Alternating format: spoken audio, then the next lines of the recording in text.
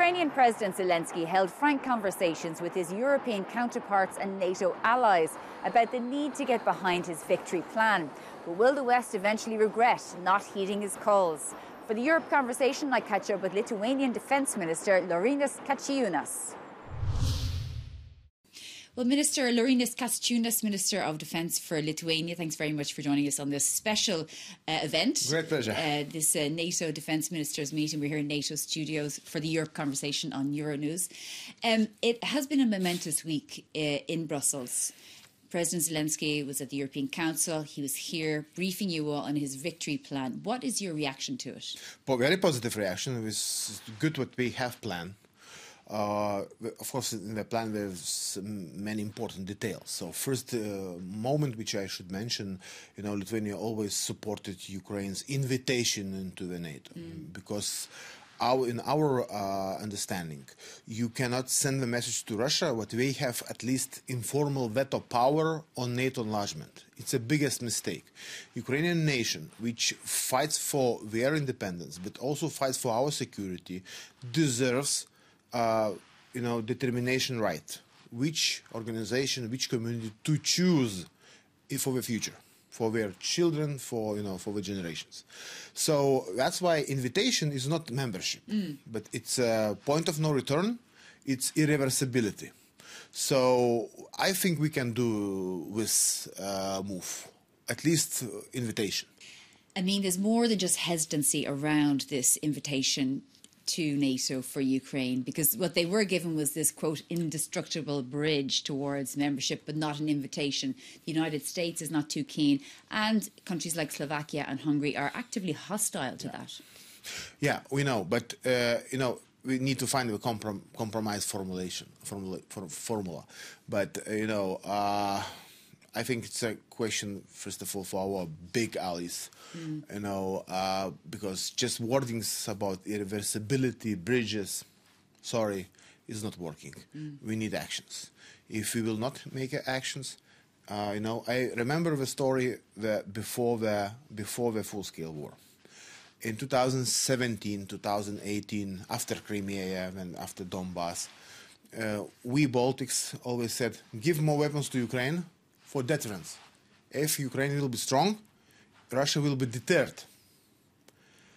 And we heard a lot of voices from our friends. Look, if you will give weapons to Ukraine, it will escalate. It will provoke. And we gave not enough for them. And you see what happened. Doing nothing is escalatory. Thinking what your support to Ukraine can escalate situation, it's a mistake. And I hope we will understand our mistakes. Well, what about the hesitancy then from the United States, from the UK, in relation to long-range weapons into Russian territory, and Chancellor Scholz of Germany point-blank ruling it out ever? I understand there are internal things. We are democracies. We have elections. Russia does not have elections. It's fake elections. So authoritarian regimes can be effective in some kind of decision-making. We are depending on cycles, we are depending on societal approaches, and you know what's happening in some Western societies. Rising far right, talking about peace, not even thinking what does it mean peace under these conditions which is now exist. It will be unjust peace, which will lead to another war in the near future. So I understand that kind of things. That's why I can explain why some politicians are not decisive enough.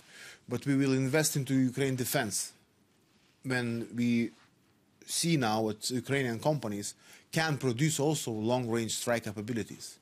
Ballistical things, very effective drones who can hit long-range targets, and even quite resilient on radio-electronic warfare. So we will invest into Ukraine for their production, And this production will solve this red line problem because it will be Ukrainian weapons. Yeah, but we're talking about now. I mean, the victory Yes. plan is out a few weeks now, and we haven't really heard much of a response from Ukrainian allies. I mean, Volodymyr Zelensky went several weeks ago to the United States. When you talk about election cycles, are you saying that perhaps after the US election, because the UK doesn't have an election cycle anymore, we know that potentially Germany might be under domestic pressure, but this is always going to be the case. And Always. Ukraine needs the weapons now. So what's the solution? You know, I still think that, American elections is crucial. Not only for Americans, but for the whole world, especially Western world. And intentionally, you can feel from all allies that we are looking now to the November and waiting for that. What will happen? Because it can change the trajectory. Maybe it will not change, but it's uncertainty which creates zone now for passive moves. We are too passive now. Because are you afraid that you might incite some disinformation in the United States from Trump's fans who tend to be much less supportive of Ukraine? Is that the fear? And are you fearing then if Trump and Vance do go to the White House that Ukraine is in trouble? Lithuania will do what we need to do. But the United States is vital. Vital, absolutely. Because without the United States, we cannot change the trajectory of war. So it means the United States should be in the boat, not out of the boat. You know. So I'm not apocalyptical on Trump. I mean, we need to work with all administrations, Republican, Democrat, in any case. But it still creates uncertainty. Because we just hear about some kind of peace talks, negotiations, we will solve everything fast.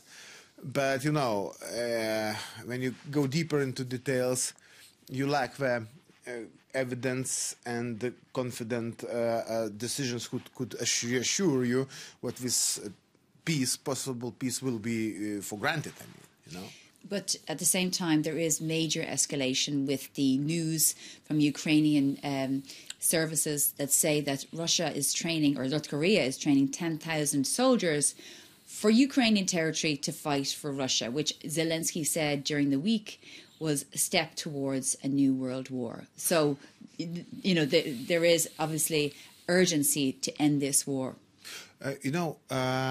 I would say on Korean participation, of course, Iran, Korea is a big factors now supporting Russia.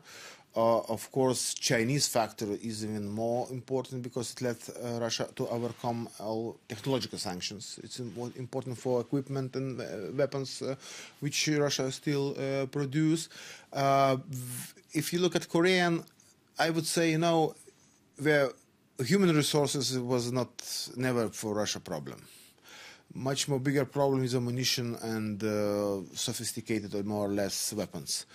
So I would say much more bigger problem is Korean weapons against Ukraine, not 10,000 something, people, because you can find another people if you need, So I would say yes, of course, it's a sign of Korean participation. I mean, of his dictatorship participation. But if you look more deeper, much bigger problem is weapons and ammunition, drones from Iran, and so on. You have said that NATO should shoot down Russian drones that fly into NATO airspace. A lot of NATO allies would say that's a provocation that could lead to a greater escalation, and sometimes it may not be proportionate. Just explain why you think that's a good idea. Every NATO country has the right to self-defense. So one thing is detection of a drone, another is killing the drone. Soft kill is when you jam it, hard kill when you shoot it. So if it's in your territory, of course you need to apply a proportional principle. If a drone is in the forest going, maybe it's not so risky to let him go down. But if it goes to your bordering city somewhere, which can harm your civilian lives, you need to shoot. It's not escalatory, it's defense. And we need to be more on active defense. This is a problem because Russia knows that alliance is defensive alliance. It will be always so, but this defensive alliance could be much more active, reacting in some kind of situations. Because if you will not react, Russia will push this line further and further, and we will have problems then. Just final question, because you mentioned that the Baltic countries in particular have warned the West about this back in 2008, 2014 and so on, and very little was done in the name of de-escalation.